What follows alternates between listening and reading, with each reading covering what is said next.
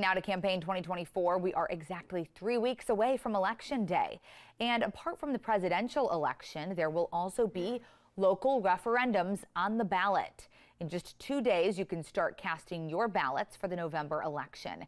Our Jason Puckett is breaking down the facts and what you need to know about a number of referendum votes.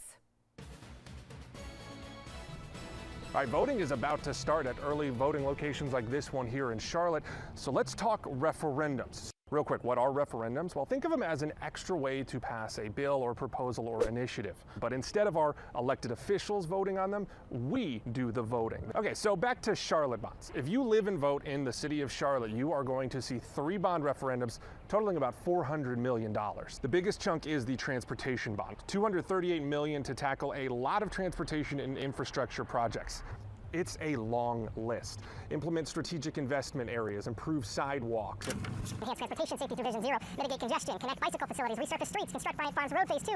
Okay, that's a lot. Let's simplify this. Voting yes on this means the city can issue $238 million in bonds to fund those projects, and it approves a property tax increase to cover those costs. The other 2 bonds work similarly. The housing bond lists improvements to rental production, homeownership initiatives, anti-displacement, and more. A yes vote lets the city issue $100 million in bonds and approves a $1.30 property tax increase per $100,000 in value. Lastly, we have the Neighborhood Improvements Bond. It would invest in things like the corridors of opportunity, put money towards Ballantyne's new redevelopment plan, and more. A yes vote here would approve an additional $61.7 million in bonds with another property tax hike. Bottom line here, if all 3 bonds are to be approved by voters, that would let the city issue about $400 million in bonds. With that would come a total of about $2.50 increase in property taxes per $100,000 of your total value. Now, we broke these down a bit here. If you want to go more in depth, we will have a full text of those bonds as well as the city's explanations of how those money will be used available